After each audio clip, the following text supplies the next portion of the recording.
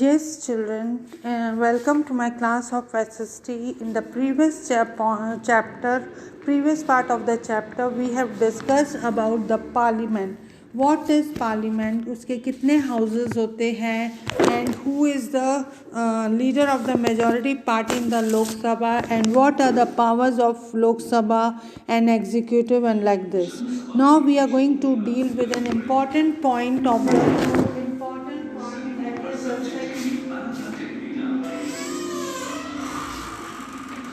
we are going to deal with an important topic which is in your course, that is the president.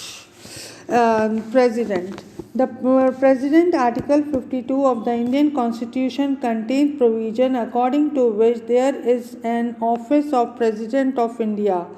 Article 52 के अनुसार constitution के अंदर ये declare करा गया है कि there will be a president in India. According to the Article 53, the executive power of the state union will be in the hands of the president, and he will use himself with his subordinate officers कौन है इनके vice president, prime minister, council of ministers and attorney general of India. ये सारे किसके अंदर include होंगे? In the union executive. नाम के लिए प्रेसिडेंट है, मतलब हेड है, लेकिन इसकी जो सारी पावर्स है वो किसके हाथ में है? प्राइम मिनिस्टर के हाथ में है. He along with his council of minister is the actual head of the executive. Is it clear everybody? Yes. The head of the executive of the Indian Union is called the President. India has adopted a parliamentary form of government just as Britain, under which there is a constitutional head as well as another actual head of the executive. जैसे कि Britain के अंदर मतलब constitutional head है, उसी तरीके से Indian union में भी जो कॉन्स्टिट्यूशनल मतलब जो हमारी कौन सी टाइप की गवर्नमेंट है? पार्लियामेंट्री टाइप की गवर्नमेंट हैगी है. और यहाँ पे कॉन्स्टिट्यूशनल हेड कौन है? आपका प्रेसिडेंट हैगा. But the actual power is in the hands of the prime minister.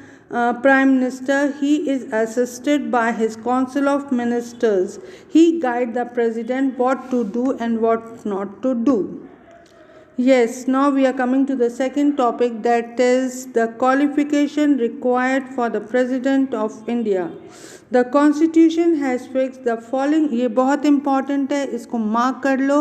ये क्वेश्चन आपके पेपर में पूछा जा सकता है.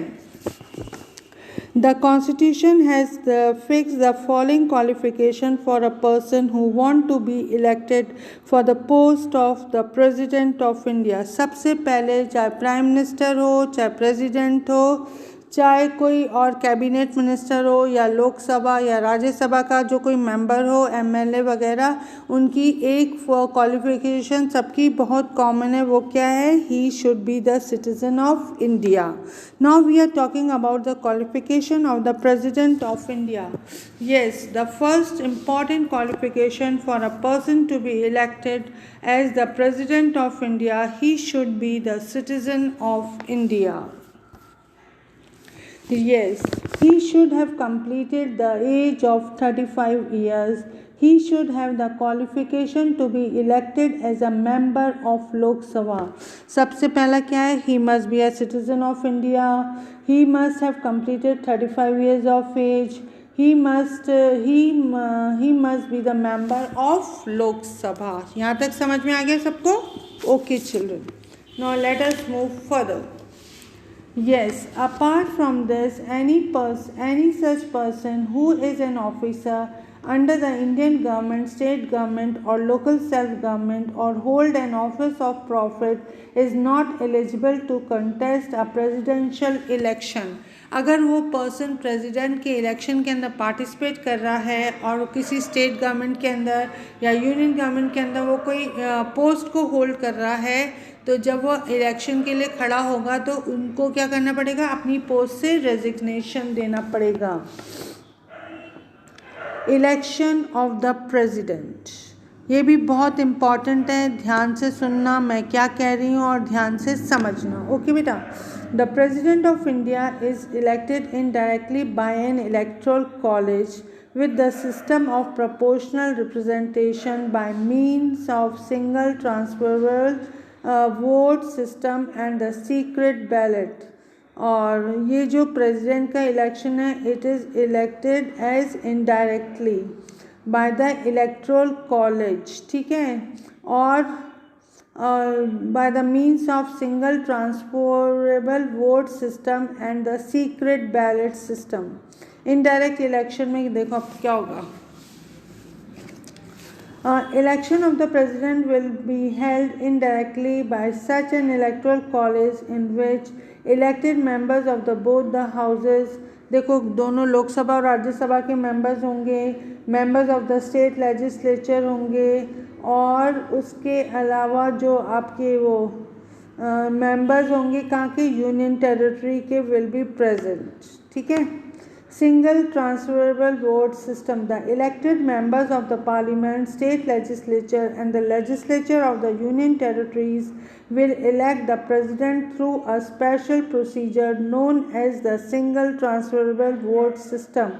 ये जो प्रेसिडेंट का इलेक्शन है, it is in it the members of the parliament will be there, the state legislatures होंगे और legislatures of the union territory के जो मेंबर्स होंगे, they are going to be present over there.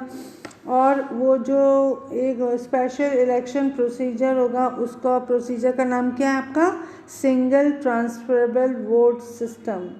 In this election, voting is done through the secret ballot. To become a successful in the election, the candidate has to be obtain a minimum quota. जो president के election के लिए खड़ा हुआ है person, उसको minimum votes चाहिए होंगे, और इसका फॉर्मूला क्या है, minimum quota. Number of the valid vote casted upon number of the candidate contesting the election divided by 1000. Yes, the electors rank of the candidate in the order of preference. During the counting, firstly the preference vote are counted. अब जब पूरा election हो गया है तो vote हो रहे हैं, उसके काउंट, और फिर उसके बाद उसका मतलब कोटा बता रहे हैं कितना आया है उसका, और जो जिसका सबसे ज़्यादा होगा he will be declared as the winner. If no candidate is able to obtain the quota in the round, the candidates obtaining the minimum vote is casted from the competition. Votes of the second preference of the candidates are transferred to the another candidate. This sequence continue until a candidate is able to obtain the quota. अब आ रही है बहुत important, इसके ऊपर आपका ऐसे type question बनता है, power and the functions of the president. In the ease of studying about the powers of the president, the power can primarily be divided into two categories. जो प्रेसिडेंट की power है उसको दो parts में divide करा गया है, that is the normal power and the emergency power. Normal power has been provided to the president by the Constitution of India. और ये 5 इसके हेडिंग्स हैं, that we are going to see one by one. Executive or the administrative power. The power of the executive of the union will be in the hands of the president, and he will use the power either himself or through his representatives. The entire working of the government will be done in the name of the president. All the decision of the government will be regarded as the decision of the president. अब बोल रहा है कि ना जितने भी important decisions लिए जाएंगे वो किसके नाम पे लिए जाएंगे, प्रेसिडेंट ऑफ इंडिया के नाम पे लिए जाएंगे, और इंडिया के नाम पे लिए जाएंगे. फर्स्ट है पॉइंट इसमें, appointment and the removal of the important officers. The President appoints several important officers such as Prime Minister and the other minister on his advice. Governors, judges of the Supreme Court, High Court, Comptroller and the Auditor General, Chairman and the members of the Union Public Service Commission, Foreign Ambassador, etc. Appointment के अंदर किस किस का appointment कर सकता है, prime minister का, governors का, जजेस of the supreme court, high court, फिर आपका कौन है कंपोर्टलर एंड द ऑडिटर, फिर जनरल, फिर चेयरमैन, फिर यूनियन पब्लिक सर्विस कमीशन के मतलब मेंबर्स एंड ऑल। फिर उसके बाद ये कौन किनको अपॉइंट कर सकते हैं, फॉरेन एम्बेसडर्स को। सेकेंड है power associated with the functioning of the government. He can form various laws. He call the joint, underline करो, he called the joint meeting of both the houses, appoint the officers, employees of the Supreme Court, and forms law related to the powers. The president also allots portfolio का मतलब होता है department to the members of the council of ministers. समझ में आ गया? चलो अब third वाला पार्ट है आपका Foreign power. Being the constitutional head of the Indian Union, the president represents the India in the foreign country. अगर कहीं से इंडिया को इनविटेशन आता है तो प्रेसिडेंट ऑफ इंडिया उस कंट्री में जाता है as a representative of India. He appoints ambassadors and the diplomats of the Indian embassy situated abroad. He is one who accept the certificates of the ambassadors and diplomatic. अब बोल रहे हैं कि जितने भी यहाँ से जो रिप्रेजेंटेटिव डिप्लोमेट्स जा रहे हैं, एम्बेसडर्स जा रहे हैं, उनको कौन अपॉइंट करता है? President. Military power. The President of India is the supreme commander of all forces. He can use the right in accordance with the law only. The Parliament has the sole power to form laws in context of defense forces. मतलब parliament के पास full right है कि अब मतलब country की defence forces के ऊपर वो लॉ बना सकती है, और इसके लिए उनको किसकी परमिशन चाहिए? प्रेसिडेंट की परमिशन चाहिए. He can declare the start of war, nor he can use the army for his purpose. समझ में आ गया? अब इसके आ रही है legislative power. Legislative power. President is the constitutional head of the Union Executive. He is also regarded as an integral part of the Parliament. आप कह रहे हैं ये कॉन्स्टिट्यूशनल हेड है और ये एक बहुत इम्पॉर्टेंट पार्ट है इंडियन पार्लियामेंट का. And he has got some judicial powers. Administration of the legislature. President enjoys several powers in administration law. He calls the session of the parliament. First point. Declares its conclusion. Second point. He can dissolve the Lok Sabha even before the completion of its term. The Lok Sabha can be dissolved for 9 times up till now. In the beginning of the session of the parliament, the president gives a speech in the joint meeting of both houses. जब parliament का session start होता है, जब दोनों houses होते हैं आपके लोकसभा और राज्यसभा, उनको ये ज्वाइन करके एक मीटिंग में एक स्पीच देते हैं. ठीक है. Common policies of the government are declared through the president speech. Second point आ रहा है आपका power to nominate the member. The President of India has got the power to nominate 12 members to Rajya Sabha who are expert in various fields like literature, science, arts, sports or any area. He nominates 2 Anglo-Indian members in the Lok Sabha. राज्य सभा में ये कितने members appoint कर सकते हैं? 12 members जो expert होने चाहिए लिटरेचर, साइंस, आर्ट्स, स्पोर्ट्स. और ही नॉमिनेट ओनली 2 members. मतलब राज्यसभा में तो 12 कर सकते हैं और लोकसभा में ये कितना कर सकते हैं? 2 members. और जो 2 members होंगे वो कहाँ के होंगे? Anglo Indian members. Power to reject a motion.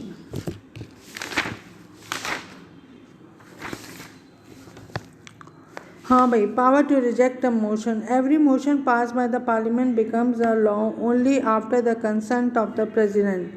The president can accept और reject as per his description. He may return a normal bill along with the advice of the parliament, but if that bill is passed with or without amendment again for the second time, the president has to accept. अगर suppose कोई bill pass हो रहा है कहाँ पे उसके अंदर लोग क्या पार्लियामेंट के अंदर, वो पहली बार उसको अगर पसंद नहीं आएगा तो वो रिटर्न कर देगा, लेकिन अगर वो दोबारा वो बिल उसके पास आया सिग्नेचर के लिए, then he has got no option except doing signatures. फिर है आपका power to issue audience. The president has the power to issue audience when the parliament session is not in progress. These audiences are valid for 6 months after the start of the parliament, but if the parliament wishes, these ordinances can be abolished before the completion of the term. चलो यार, अभी हमने कहा था administrative power, legislative कर रहा है, अब अपन क्या करेंगे इनकी financial power. The president has several important financial powers.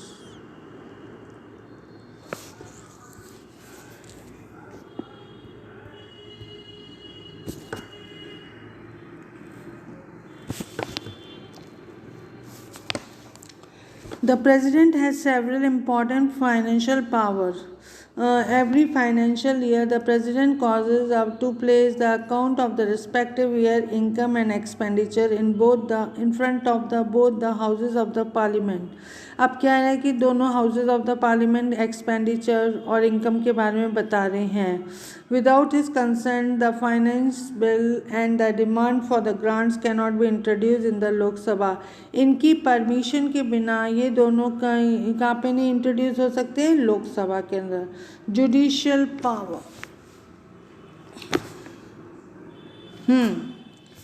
Our constitution has adopted the concept of freedom of the judiciary. The president does not have the right of direct interference in the judicial matter, but still he has provided with the certain essential power. He underline करो ये वाला. He appoints the judges of the Supreme Court and the High Court. The president consent is mandatory मतलब compulsory for the implementation of the law. अगर कोई law बन रहा है तो इसके अंदर किसकी सहमति की ज़रूरी है? प्रेसिडेंट ऑफ इंडिया की. ओके. फिर related to the working of the judiciary form by the supreme court. His judicial powers. Under his judicial power the president has a right to grant pardon. फिर वो किसी culprit को अगर फांसी की सज़ा होती है तो अगर प्रेसिडेंट से वो रिक्वेस्ट करते हैं, प्रेसिडेंट को लगता है कि इसकी फांसी गलत है या क्या है, तो वो क्या कर सकते हैं? स्टॉप कर सकते हैं. अब सबसे इम्पॉर्टेंट पावर आ रही है आपकी एमरजेंसी पावर. एमरजेंसी पावर कब डिक्लेयर कर सकता है प्रेसिडेंट? जब उसको लग रहा है कि कोई फॉरेन अटैक होने वाला है हमारी कंट्री में, या मतलब वो जो किसी पार्ट ऑफ इंडिया के अंदर कॉन्फ्लिक्ट मतलब लड़ाई झगड़े होने वाले हैं, तो उस टाइम में ये मतलब एमरजेंसी डिक्लेयर कर सकते हैं. सेकेंड है, जब कोई इन्होंने अमेंडमेंट करा, उनको लग रहा है कि लोग भड़क जाएंगे या क्या हो जाएगा, ये गलत है या क्या है, तब वो एमरजेंसी डिक्लेयर कर सकता है. और थर्ड हैगा इम्पॉर्टेंट फाइनेंशियल एमरजेंसी. अगर उनको लग रहा है कि जो कंट्री है ये लॉस में जा रही है, तो वो उस टाइम क्या डिक्लेयर कर सकते हैं? Financial emergency. So hope you have understood the topic of president, his powers and all. Now we are going to talk about the most important topic, that is the prime minister of India. Appointment of the Prime Minister. The Constitution provides the President will appoint the Prime Minister. According to the basic principle of the parliamentary system, the President is bound to appoint the leader of the majority party in the Lok Sabha as the President. There can be certain circumstances in which the President can use the discretion in the appointment of Prime Minister. आप suppose election हुए हैं और उसका जो leader हैगा, for example अभी अपन present की बात करते हैं, बीजेपी इलेक्ट होके आई है. बीजेपी का जो लीडर कौन है? मिस्टर नरेंद्र मोदी. तो he will be appointed as a prime minister by the president of India. Okay children, चलो बच्चों आगे बढ़ें. Function and the power of the Prime Minister. In a parliamentary form of government, the Prime Minister is the basis of the constitutional house. जो president तो only नाम के लिए गए हैं, लेकिन जो very important person in the country वो कौन है? Next to president, he is the prime minister. Formation of the Council of Ministers. After gaining his office, the Prime Minister firstly forms the Council of Ministers. The Prime Minister decides the number of members in the Council of Ministers and their portfolios in accordance with the constitutional provision. ये कह रहे हैं कि जब prime minister की post पे वो आते हैं तो वो ना कुछ गिने चुने मतलब मेंबर्स को चूज़ करते हैं कि they will form the council of ministers, ठीक है, और फिर उनके डिपार्टमेंट्स को डिसाइड करते हैं कि वो उनको कैसे कौन कौन से डिपार्टमेंट देंगे एंड ऑल लाइक दिस. चलो बेटा turn your page. Division and the amendment of the portfolio. Portfolio क्या होता है? Department. The Prime Minister uses the discretion while distributing the various portfolios among his ministers, and normally no one opposes the final list of the portfolio. जब वो list बनाते हैं कि ये मतलब मिनिस्टर ये पर्सन को ये डिपार्टमेंट संभालना होगा, उस टाइम उनकी कोई भी बात को वो मतलब नहीं कर सकता, सबको उनकी बात को क्या करना है? मानना पड़ेगा. Directing the function of the Council of Ministers. The Prime Minister presides over the meeting of the Council of Ministers and directs the entire working of the Council of Ministers. Only those subjects are discussed in the meeting of the Council which are on the top list of the agenda as formed by the Prime Minister.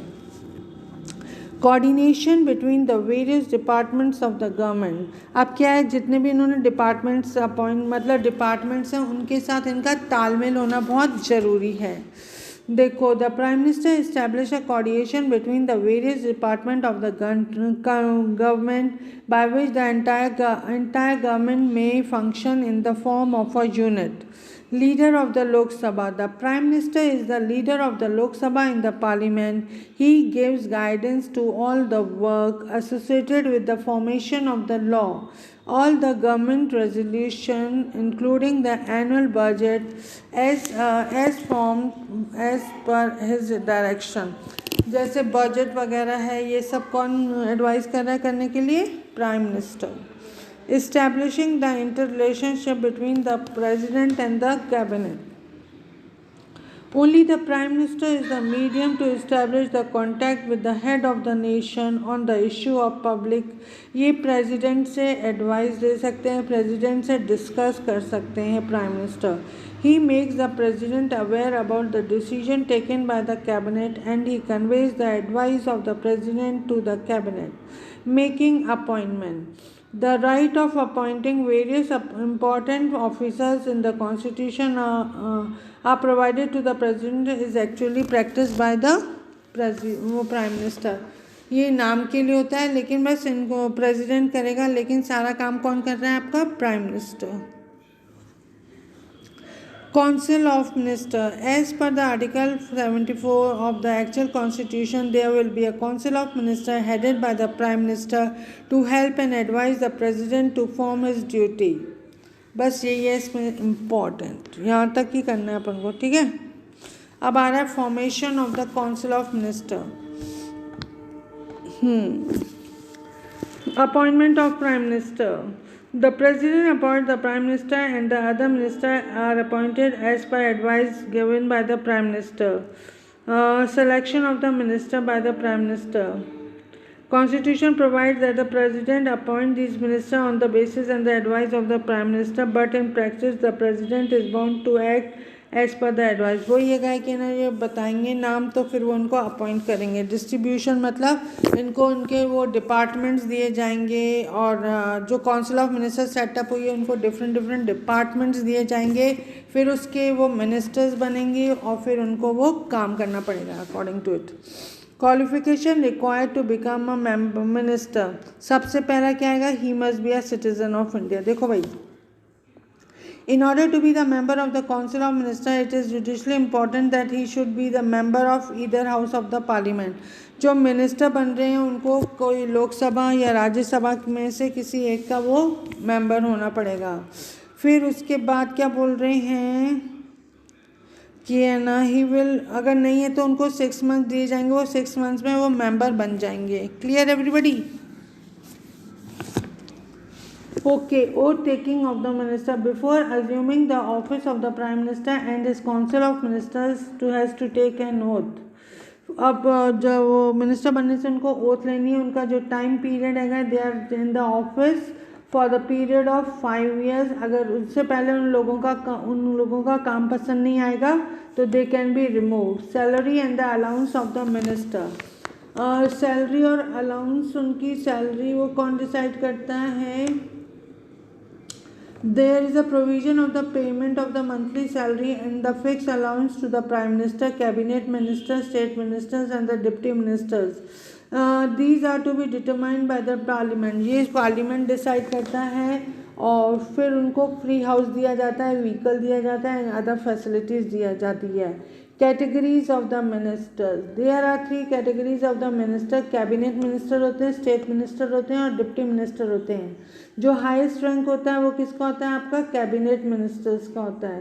Cabinet members are headed of 1 or more department. State ministers are placed between the cabinet ministers and the deputy ministers. They come under the second category. They are associated with a special department and sometimes they work independently, head respectively. The Prime Minister calls these ministers to participate in such meetings which issues associated with the respective department are being discussed. ये तो बहुत ज़्यादा हो रहा है। अब हम करेंगे इनकी power. Formation of the national policy. The most important policy of the cabinet is the formation of the national policy. It decides about the type of policy which would be adopted for administration by various government departments within the country. Control upon the formation of the law.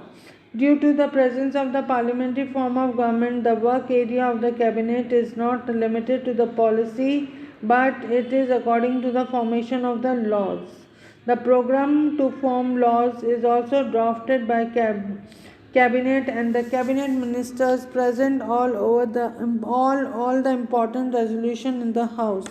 Supreme control over the national executive. The principal form the entire executive power. The union government vests with the president, but in practice the entire is used by the cabinet. Financial power. The cabinet is also responsible to form the economic policy of the country.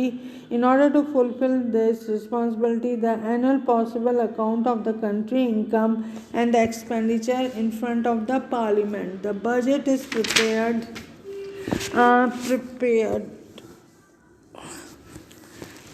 Finance minister on the basis of the policy formed by the cabinet, and he also present in the Lok Sabha. अब आ रहा है conducting foreign affairs. Foreign affairs of India are handled by the cabinet. Declaration regarding the war and the peace and decide types of relationship with the foreign countries.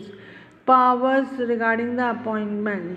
Powers regarding the appointment of the important officers which have been provided to the President of the Constitution are in fact exercised by the government.